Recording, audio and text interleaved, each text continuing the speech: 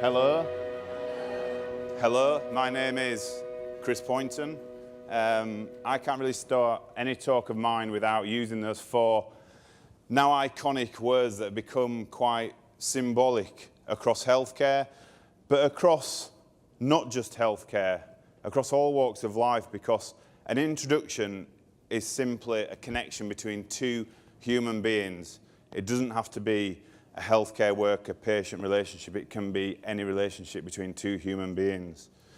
It's my absolute pleasure and delight to be here with you guys today at the forum. It's people like yourselves that make a difference to other people every single day with what you do in healthcare. And I'd like to say a massive thank you to Christina and the team for inviting me along to come and tell the story, because today I will be telling you a story about my life. I'll be telling you a story about an amazing individual that I had the pleasure of knowing and having in my life for 15 years. And I'm also going to tell you something that is very personal to myself, and I want to make it personal to yourselves as well. So as we talk through this afternoon's sessions, I want you to think of three things. And those three things are: what's important to you in your own life? What legacy do you want to leave in the world when you die? Because I'm a firm believer that everybody can make a difference in this world, and everyone can leave a legacy. Hence the title, Through Adversity Comes Legacy. So think about what legacy do you want to leave and what do you want to take away from the forum today. The second thing to think about is what's important from a date perspective in your life. I'll tell you about the important dates in my life as we go through this afternoon, but what's important to you? It could be the day you started working at your respective organisations. It could be the day you got married, the day you gave birth to your first child. It could be a whole combination of things, but it's what's important and personal to yourselves. And the third thing to think about is, what is your life plan? Where do you see yourselves in the next 6 months, the next 12 months, 5 years, 10 years? I believe everyone should have some form of life plan. I certainly had a life plan. I've certainly got a life plan now as well. And my life plan sort of started, way back in 2001. And this is where the story begins. New Year's Eve, 2001, in a nightclub in Huddersfield, in Yorkshire, in the UK, fairly drunk. And I was out with some friends, and I met Kate. Kate, at that point, was 2.5 years into a 6-year medical degree, studying to become a doctor, to look after older people. She was studying in Edinburgh, in Scotland, and we clicked. New Year's Eve 2001. For the next 3.5 years, Kate and I commuted between Yorkshire and Edinburgh most weekends, because we knew from the very early days that we were meant to be together. We were soulmates. We were going to spend the rest of our lives together. 1 year after meeting, New Year's Eve at the end of 2002, we got engaged and we started to plan our lives. We started to formulate our life plans. And our life plans revolved around three aspects as well. And those aspects were travel. We both wanted to see the world. They revolved around our family and friends. So when would we get married? When would we start our own family? What did that look like from a friend's perspective? And thirdly, it was around our careers. Now, my background is not in healthcare. My background is 25 years working in retail. The last 17 years of that working within Walmart in the UK. Kate's background is obviously healthcare. She was studying to be a doctor. She became a doctor to look after older people, and despite Kate being diagnosed with a terminal illness at the age of just 29, she became a consultant looking after older people in her own right before she died. So it shows that irrespective of what you're going through in life, you can still fulfill your ambitions and your dreams. But because of Kate's being a student, being a doctor, and then becoming a patient, it sort of thrust me into healthcare fraternity as well, and that's something that I now talk about as we travel across the world. So 23rd of July. So the 23rd of July, 2005 was the happiest day of my life so far. It's the day that Kate and I got married. She'd just finished at university in Edinburgh. She returned to Yorkshire to start work as a junior doctor looking after older people in the specialty that she was so passionate about. We got married, surrounded by family and friends. We had a beautiful service. It was a beautiful day. Kate was actually late to the wedding this day, but there was a certain cricket match going on, which we won, but she was a keen cricket fan, which will come into play later on as well. But yeah, we got married, 23rd of July 2005. The early years of married life were quite idyllic. They were quite normal, whatever normal is these days. Kate was excelling in her career. I was doing well in my own career. We had a beautiful home. We had very little financial worries. We spent quite a lot of time traveling. We're quite fortunate that we've got family who live over in San Francisco. So we spent a lot of time seeing them. And then in 2011, we decided to take an extended holiday to California because my cousin had given birth. So we took my grandma with us to meet her new great-grandchild. My auntie and uncle picked my grandma up from the airport, and Kate and I continued our travels across America. Everything seemed to be going fairly well, apart from the fact that Kate just wasn't feeling herself. She wasn't the usual smiley Kate that we all knew. She had lower back pain, she was quite lethargic, but Kate being Kate said, I don't want to spoil the holiday, I'll just put it down to jet lag, I'll put it down to staying in different hotels, traveling in different vehicles. Now, the picture on the right-hand side is taken at a vineyard in California. We were, enjoying some wine, as you do whilst you're on holiday. And 24 hours after this picture was taken, I found Kate writhing around in complete agony on the bed at my uncle's house. And it was at that point, as the non-medic in the relationship, that I said to Kate, look, darling, we need to get you into ER in America. We need to take you to hospital because we can't carry on as we are. It turns out if we hadn't have done that, probably 24 hours after making that decision, Kate would have died there and then in America with acute renal failure because the initial scans that we had in America showed that Kate's lower abdomen was covered in various masses, which were blocking her kidneys, which meant that she had to have some stents inserted to drain her kidneys. And we knew at that point that we were dealing with some form of cancer. Now, the hospital bill for that length of stay in America, 2 nights hospital accommodation, minor operation, made fit to fly home, was $30,000 US, which I talk about a lot when we travel the world with the campaign because in the UK, obviously with the NHS, we're very fortunate to have the amazing service that we get. We returned home to the UK to have further tests and scans within the NHS, and it turns out that Kate's diagnosis was a desmoplastic small round cell tumour, which is a very rare and aggressive form of sarcoma. And she was given 6 to 12 months to live. So July 2011, Kate was given 6 to 12 months to live. Our life plans that we had were torn apart. We had to throw them in the bin and start again. We had to concertina whatever time we had left together into a much shorter space of time. So for the next 6 months in the UK, Kate was in hospital for 4.5 months out of that 6 months. And she had various scans and tests. She had intense chemotherapy, various cycles of intense chemotherapy. And she started to keep a diary, which she then turned into a book, which is called The Other Side. So seeing it as a doctor through the eyes of a patient. And that book's still available to buy today, with all profits going to the charities that we support. She also wrote a second book as well called The Bright Side. She also started to work through a bucket list as she was in hospital. The first thing that she wanted to do as part of the bucket list was to renew our wedding vows, which we did in April 2012. The second thing that Kate wanted to do was to return to work. She wanted to return to work, to look after older people for as long as she could, because she was passionate about making a difference to others. We get to New Year's Eve at the end of 2011, and we were watching the fireworks of the city skyline in the hospital, and we decided at that point to stop chemotherapy because the quality of life that Kate had versus the expected quantity of life that Kate had left were just outbalancing each other. So we said, look, let's stop chemotherapy, enjoy life as best we can, and see what the future holds.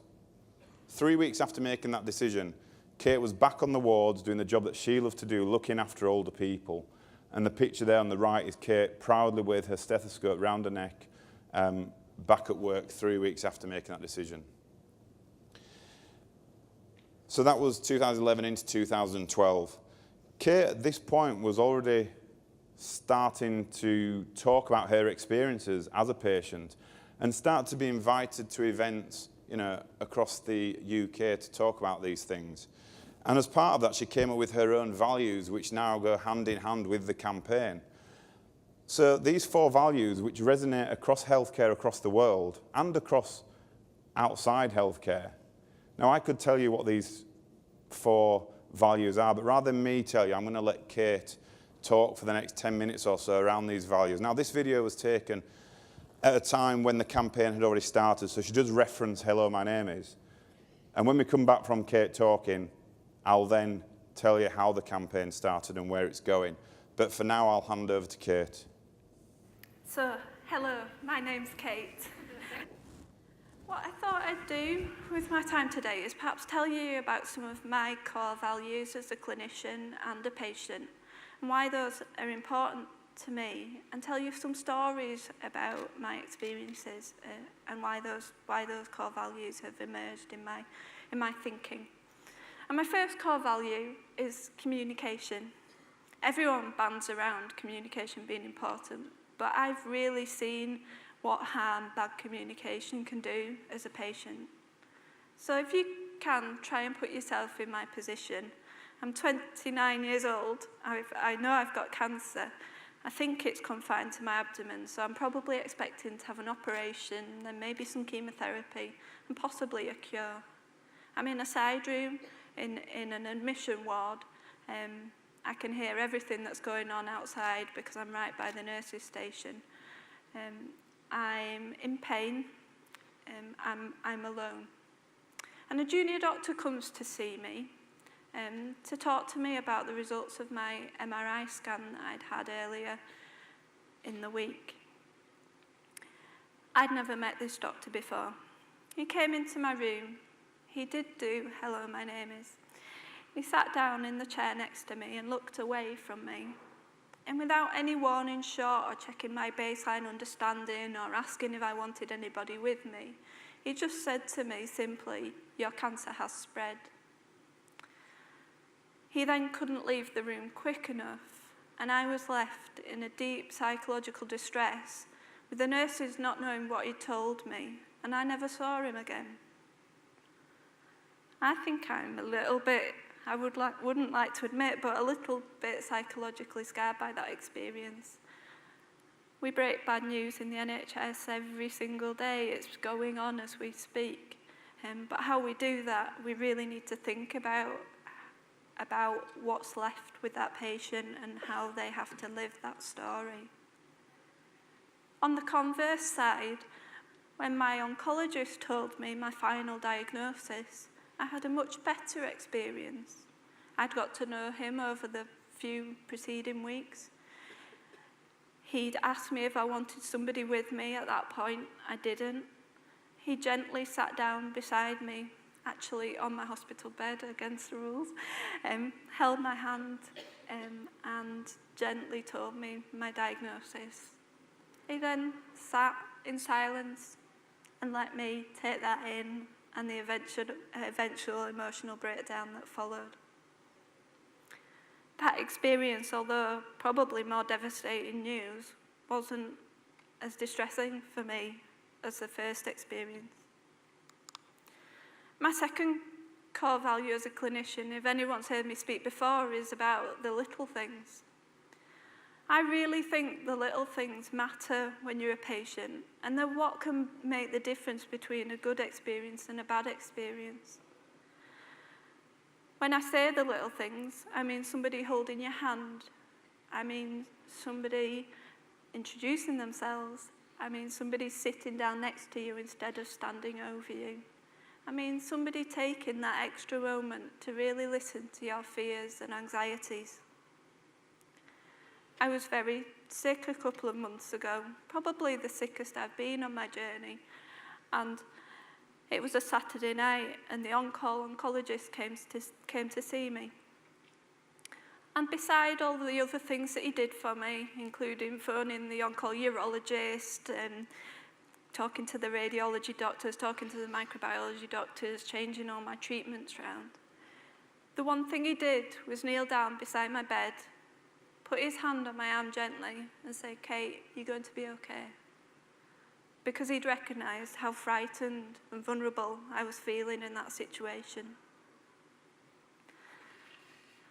A few days later in that admission, a registrar came to see me, and she wanted to talk to me about the positive blood culture results that I'd just received.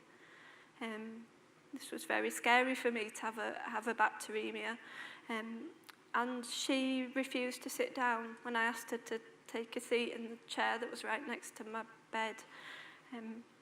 She thought that I was asking her for her own benefit, but I wasn't. I was asking for my benefit so that we could have a conversation on the same level. Instead, she stood looming over me, making me feel little and less in control. Those little things do really matter, and everyone can do them. My third key value is that person-centred care. This is a phrase that's bandied around the NHS and NHS management and leadership all the time, but what does it really mean?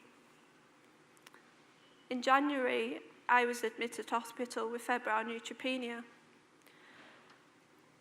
At that time, I was put on the standard antibiotic protocol, given some intravenous fluids, reviewed by the consultant, and transferred to another ward. On that ward, a nurse came to give me my antibiotics at lunchtime. The antibiotics had been changed from the standard protocol, which is a drug called tazocin, to something called meropenem, which is used for much more serious infections. I didn't know anything about this change in antibiotics. The first thought that went through my head was, has she got the right drug chart, or has somebody made a prescribing error? The second, more worrying thought that went through my mind is, oh gosh, they've got the meropenem out. They need to use a domestos. I must have something really serious. Looking back through the medical notes, what had happened was the consultant oncologist had reviewed me. He'd been very diligent and looked at all my microbiology results on the computer. He'd found that I'd grown a multi-resistant E. coli from my urine a couple of weeks earlier, and correctly asked the junior doctor to phone a microbiologist for some advice about this. The junior doctor had done the task that she'd been asked to do. She phoned the microbiologist, clearly documented in the medical notes what they said, and changed my antibiotics appropriately. That was an episode of safe care. I received the right treatment in a timely fashion. However, it forgot one thing, and perhaps the most important thing, which is me. And I think if it could be written in big, bold letters across my medical notes, then anybody who knows me is that I want to know absolutely everything. So this was a serious change in treatment that had been forgotten to tell me.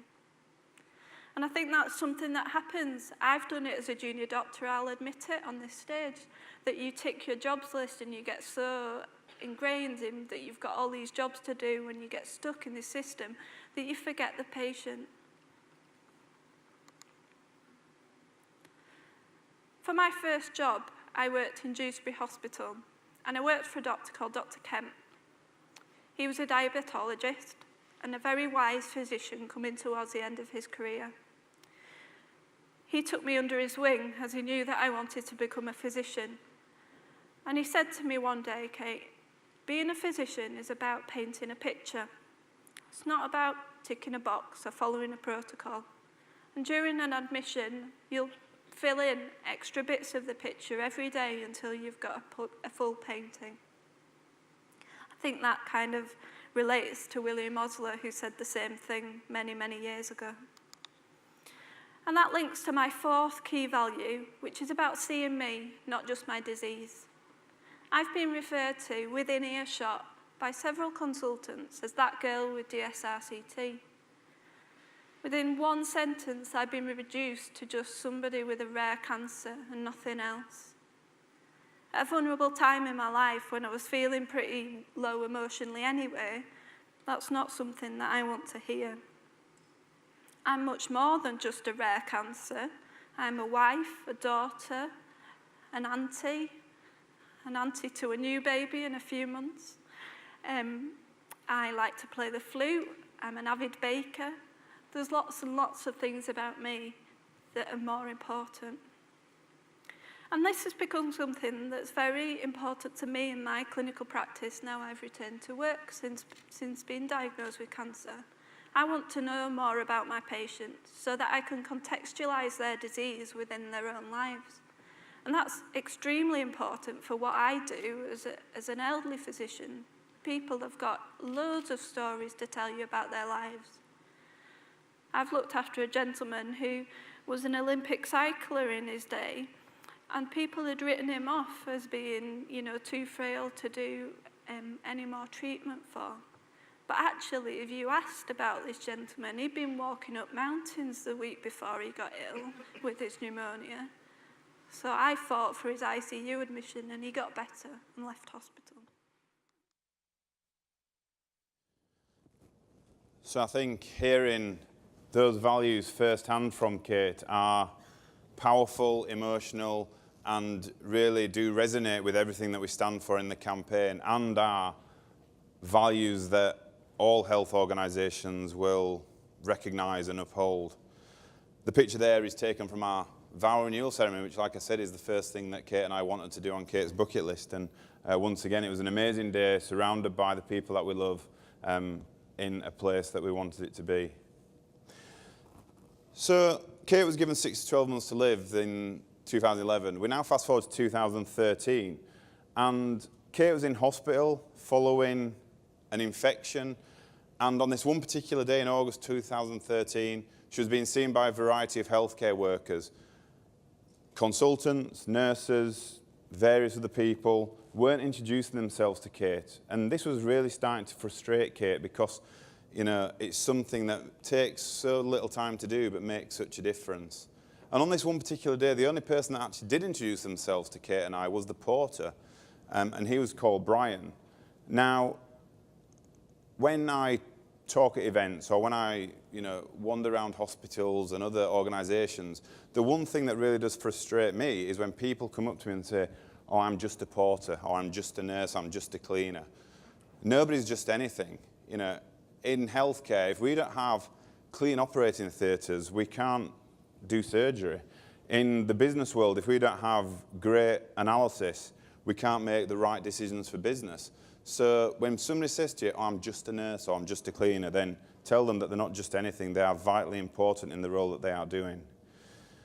That evening, Kate and I were discussing the events of the day, and Kate was starting to moan about the lack of introductions that had taken place or not taken place. And like with everything in life, there's a lot of people out there in society that are happy to moan and whinge about things that aren't taking place, but then they're not prepared to go away and do something themselves about it. So I just said to Kate that night, I said, "Look, darling, you need to stop whinging about this, or we need to go away and do something." At that point, Kate had around 25,000 followers on social media, on Twitter. So we said, why don't we start some kind of campaign called, "Hello, my name is." And it was born. It was born on the 30th of August 2013 between a terminally ill lady and her non-medic husband. It was born. The following day, Kate sent a tweet out saying that she sent me home to design the logo. I didn't design the logo for the campaign. One of our designer friends did that for us. But what we said to them is it has to incorporate a smile, because it's all well and good saying those 4 words to somebody, but if you don't mean them, then you might as well not bother. So a smile really does come into play when you say those 4 words as a starting point. Kate's brother also designed a website for us that's still in operation today. It's where you can find out more about the campaign. It's where you can download various pieces of information. It's where you can buy the merchandise that we sell. Anything that's listed on our website, all the profits go to the charities that we support as well. So those organisations that are on there, you'll know that you are supporting the charities as well. Kate was asked to write in various journals and blogs, And before we knew it, we had some kind of social movement on our hands that was starting to take over the healthcare world, which in some ways is a little bit sad because it was needed at the time and it's still needed today.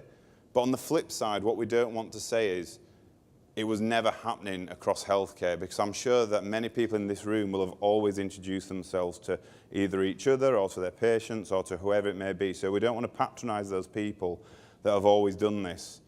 But the responses that we were getting back across social media meant that this campaign was needed. We started to get selfie campaigns. We had people doing name badges, having it on lanyards, having it on screensavers. The police force in the UK started to use it as part of introducing themselves to people that they come into contact with. Like I said, you know, it was starting to become a global movement that Kate and I were trying to control from our home in Yorkshire.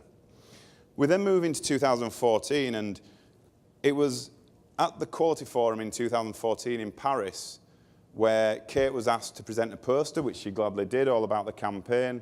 She saw that it was being used on the main stage by all the keynote speakers, and she actually managed to indoctrinate her own healthcare hero, Don Berwick, at this event. And it turns out that at this event, it was where Kate met Christina and a few other guys from here as well. And it was on the train on the way home from this Quality Forum that Kate started to talk to me about her own legacy and about the legacy that she would leave making a difference in healthcare. The campaign started at a hospital in Yorkshire. It could have been any hospital, anywhere in the world. But this hospital now takes it upon themselves that every induction that takes place, the chief exec talks about the campaign, talks about how it started in that hospital, and talks about Kate, because Kate also worked at this hospital. So sometimes Kate would be going into this hospital to have to be poisoned, basically, to have chemotherapy for the cancer that was killing her. And then other days she would be going into this hospital to work looking after older people. So the mental strength that Kate showed at that point was huge, going into somewhere that you know you're either going to be poisoned or you're going to be making people better or more comfortable. And the hospital actively endorses the campaign. Everyone in that hospital has their own name badge. Everyone knows about the campaign. But what they don't do is they don't enforce it upon people, which is quite a key distinction. An endorsement is great, but an enforcement isn't something that should be happening. We do not want this to be a tick box exercise that people feel that they have to be doing. Kate's name has also become quite synonymous with compassionate care. And in the UK, we have the Kate Granger Compassionate Care Awards that we present every year within the NHS to organisations and individuals that have gone above and beyond on compassionate care. We also have the Global Kate Granger Awards, and we also have the European Kate Granger Awards, which happen on an annual basis. Across various trusts in the UK, they have awards as well named after Kate that they present to those people that have done outstanding things for others. And that will continue for many years to come because of her association with improved compassionate care. Now as well, if you've got something that takes very little time to do, costs very little money, and makes a difference to patients and to their experience, the politicians want to get involved. And Kate and I were very fortunate at the time to be invited to number 10 Downing Street to meet the then Prime Minister David Cameron to talk about the campaign and to get an endorsement from the Prime Minister. We also, as part of the NHS's 70th birthday last year, I was invited again to go and meet the new Prime Minister, Theresa May, to talk about the campaign and for her to endorse the campaign. We've also been invited up to Scotland to speak to Nicola Sturgeon. Kate and I did that whilst Kate was alive, and then I've been back up there since, updating them on what we've been doing with the campaign. And we've also had the new Health Secretary in the UK tweet about the campaign, and he proudly wears his own name badge endorsing the campaign in the UK. And it was also used in our government's response to the mid-staffs inquiry that took place around a failing hospital trust in the UK, which you might have heard of. It was used as a means of good communication.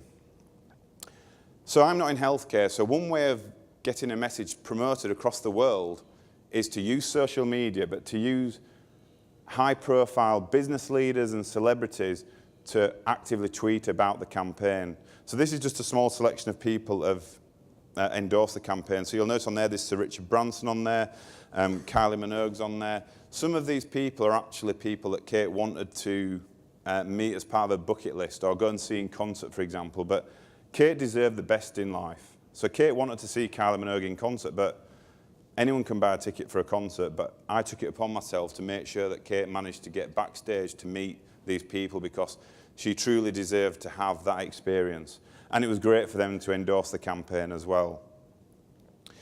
2015, we relaunched the campaign across the UK. We managed to touch almost 400,000 NHS staff on this one day. But Kate was back in hospital. Kate was back having chemotherapy on this particular day. So she was being poisoned in a hospital bed, but then she was also doing interviews in the nurse's office with various radio channels. She then went into the TV studios at night to talk about it on local news. So not only was she undergoing chemotherapy, she was also doing the various media commitments that she said that she would do on this one day. We then took the campaign on a UK-wide tour in June 2015, where we did 16 talks in 5 days. Kate delivered the 16th talk equally as good as the first talk, and she had the energy to do these talks despite still working, and like I said before, she did actually become a consultant in her own right before she died, and also running the campaign. And as part of that, she was recognised for the outstanding work that she was doing. So she received her MBE from Prince Charles. We were invited to go to the palace to meet the Queen. She got a fellowship from the Royal College of Physicians in London and in Edinburgh. And she also was asked to open schools, universities, and have various buildings named after her in the UK because of her work for charity and for other people. Now, the time between Kate's treatment finishing and the cancer returning was getting shorter and shorter. And as we entered 2016, we had to make that heartbreaking decision that enough was enough for intense chemotherapy.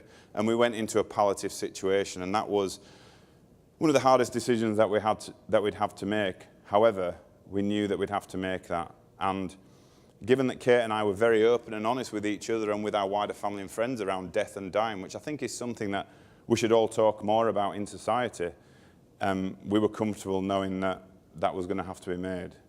But even then, even when Kate was in her hospice bed, she had targets to hit. So the first target was to reach £250,000 for charity before she died, which is around 450,000 Canadian dollars.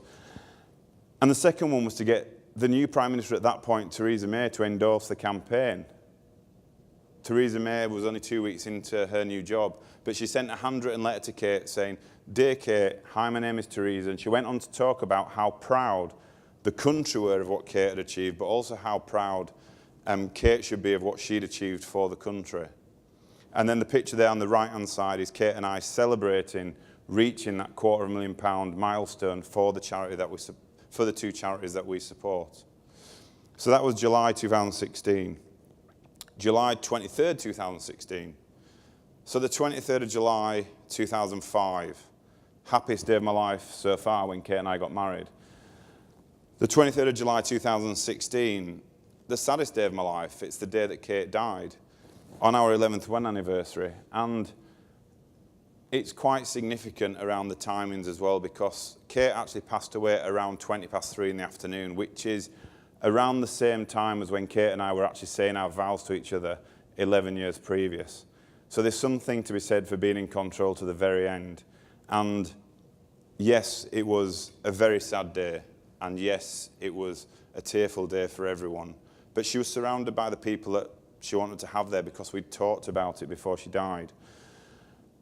And also, Kate being Kate, a couple of days after she died, she always said to me, "There's a tweet that you need to send out 2 days after I die." And this tweet simply said, "Thank you all for being part of my life. Please look after my amazing husband at Pointon, Chris. P.S. Don't let him spend all his money on a Range Rover." Now, she said all his money, so if I spend 99% of it, that's fine. But that was the humour that Kate and I had, and even after she died, she still had that. So Kate died, and I put a note out on social media to tell the world of her passing. And before we knew it, we had so much response. The Prime Minister in the UK led those tributes in the UK. We had messages of support from around the world. Sir Richard Branson sent a really public tweet about Kate. He sent a really private message to me and the family as well. And we had, like I said, it was breaking news across the BBC. And when I talk to people now, they tell me that it was almost like a Princess Diana moment. They knew where they were when that happened. They knew what they had to do when they saw that message that Kate had passed. So since that point, so this was July 2016, I went back to work full time, but I then made a decision to take a 12-month career break, to take the campaign on a global tour, which is something that Kate and I talked about as well before she died. In that 12 months, which ended in September last year, I travelled the world, visited various countries, talked at over 200 events, which managed to touch over 10,000 people, and then that message spread from those people across to various other parts. And what I want my legacy to be is this campaign is in every country in the world. If it makes a difference to one interaction in every country in the world, then that's what I want my legacy to be, because it's something that is not just UK or Canada based, it's something that's applicable all over the world. And it is in over 20 countries right now. You know, we know that we're in over 20 countries. We touch every continent, including the Antarctic. But like I said, with your help, we will get to every country in the world, and this map will just become a sea of red stars. We've also got a variety of other things going on. So since September, I've gone back to work full-time in 4 days, so I do a full-time job in 4 days. I work for the NHS 1 day a week in the UK. We've also had a play written about Kate and I's life, so that's been worked on for 12 months, and it started, we premiered that play 6 months ago, and it's been touring the UK, telling our story. I'm in the middle of writing a book to help other people going through something similar to what I've been through. We've got various merchandise that's for sale on the website, which we keep developing. We've had a song written that went to number 7 in the download charts on its first week of release. And the reason why we do all this, and the reason why we keep selling Kate's books, is that I've set a target of £500,000 for those 2 charities that we support by the end of this year. Now we're currently at around £400,000, which is around 700,000 Canadian dollars. So there's a bit of work to do to get to £500,000. But when we publish the book, the continued sale of Kate's books, and all the other very generous donations that come into us, we will reach that £500,000 target that we've set. The campaign does make a difference. If this makes a difference to one interaction anywhere in the world, then all the work that's gone into it, it's been worth it, because for that interaction, it's made a difference. We know that it's got more than just that one interaction, but that's the plan for the campaign. And these are just a few abstracts that people have sent to us around how it's helped in their relationship. So, I've talked about my life plans, where I am right now with work, with the campaign, what I want for my future. The most important date in my life is the 23rd of July. The 23rd of July, the 23rd of July going forward will always be recognised as the International Hello My Name Is Day. And each year we will celebrate the campaign, but each year we will also celebrate the life of an amazing, inspirational lady that I had the pleasure, like I said, of having in my life for 15 years. And that will continue every single year, to the 23rd of July. And I'm just going to let Kate say a few more words now around her own legacy, and then we'll just come back to summarise. I'd like my main legacy to be a better NHS that considers patients as people, not just diseases or conditions. And I hope I've managed to achieve that a little bit by making people stop and think about how they communicate with people.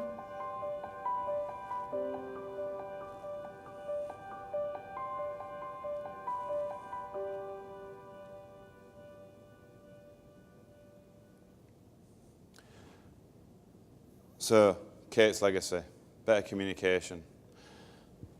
Like I said at the start, it has been my absolute pleasure to be here with you all today, and it is my pleasure to be able to spend a few more days in this beautiful part of the world. if you want to hear any more about the campaign, if you want to see any more, then if you go onto the website, there's a whole raft of information on there, like I said before, and it's where you can buy all the merchandise that we do sell, and it's where you can buy Kate's books, which are also available via Kindle to digitally read as well. But thank you all so much for listening. Thank you all so much for being part of the campaign. And the big thing for me is to think about what difference are you guys going to make now? What legacy do you guys want to leave? And think about it from this forum, from everything that you've heard over the last two or 3 days, because it's been an amazing forum. And like I said, thank you. And I think what we're going to do is we're going to have a photograph, which is going to be around 1,000 people or so, which is going to be the biggest group Hello, My Name is photograph that we've ever had. So you are going to be record breakers. But no, thank you all so much. And once again, thank you for inviting me to come and talk. Thank you.